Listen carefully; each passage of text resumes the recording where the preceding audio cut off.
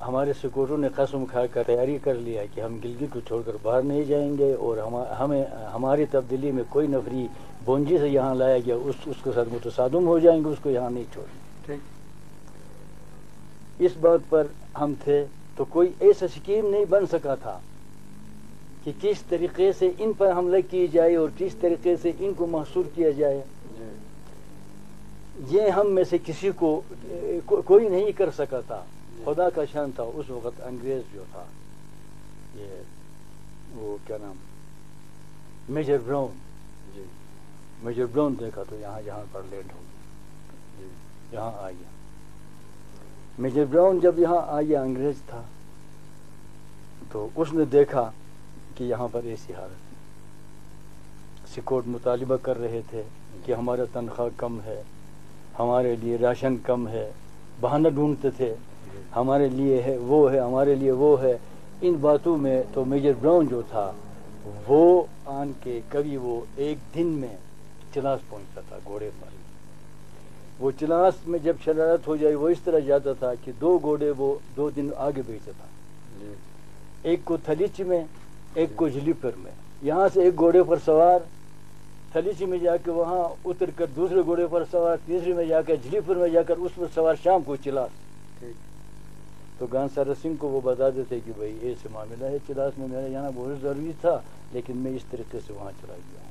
وہاں آتے تو وہاں چلاس میں ایجیٹیشن ہے سکوٹوں کا، تو وہ ایجیٹیشن میں وہ کرتے کرتے دیکھا، تو وہ کرتے کرتے اس کا طریقہ ہمیں یہ معلوم ہوا کہ یعنی وہ ہمارے سائڈ پر کام کر رہا ہے، سمجھے نا؟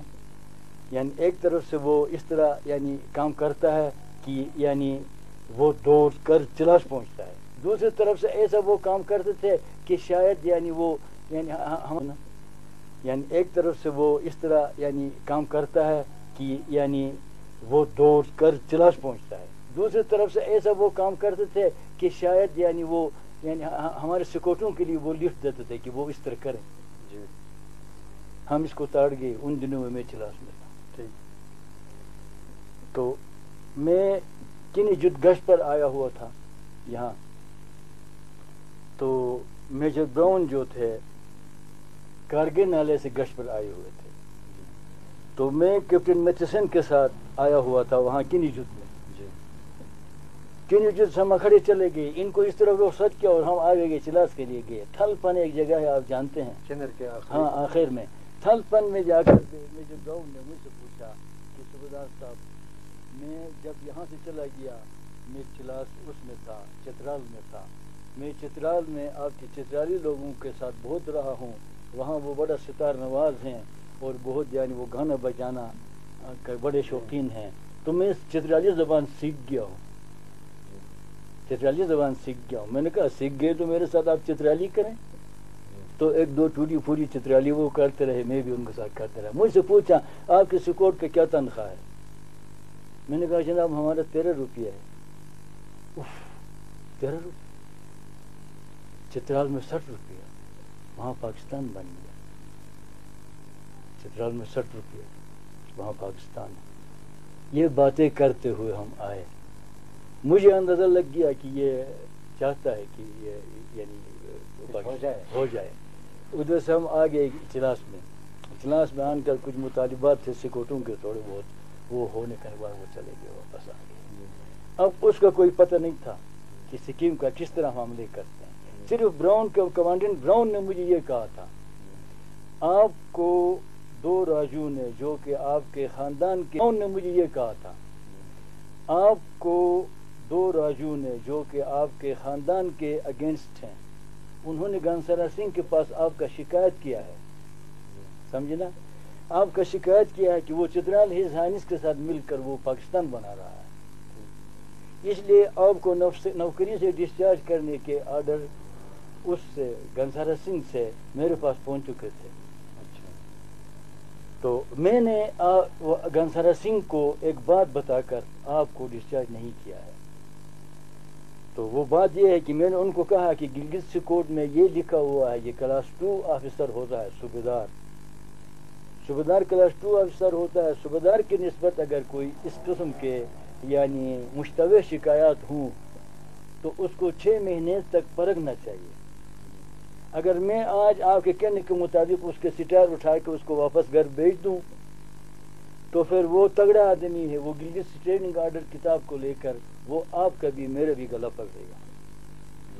اس لیے بہتر یہ ہوگا کہ آپ اس کو 6 مہینے تک چھوڑ دیں. 6 مہینے کے بعد اگر وہ مجرم ہے تو پھر وہ اس کو آپ سزا دے سکتے ہیں. تو اس نے میرا بات مان لیا ہے. آپ اس کے ساتھ کیا نام ہے کیپٹن میچسن کے ساتھ جا کے کام کریں, پھر پتہ لگتا ہے کہ آپ اس کو نکالتے ہیں یا وہ آپ کو نکالتا ہے. یہ باتیں تھی میرے ساتھ, میں کلاس میں تھا. اس طرح میچسن صاحب کے سامنے بات کرتا آخر ایک دن میچسن صاحب نے ٹیلی فون کیا, ہیلو صوبیدار صاحب, آپ اپنے گھوڑے پر زین لگا کے اس پر سوار جلد آپ پہنچ جائیں میرے پاس, یہاں ضروری کام ہے. میں دوڑ کے وہاں آ گیا. میں بہت لمبا کر رہا ہوں. اچھا تھوڑا اچھا. تو میں دوڑ کے گھوڑے پر زین لگا کے دوڑ کے گھڑوئی میں چلا گیا, بنگلے میں گیا تو فوراً مجھے اندر لے لیا. میں دوڑ کے وہاں آ گیا. میں بہت لمبا کر رہا ہوں. اچھا تھوڑا اچھا.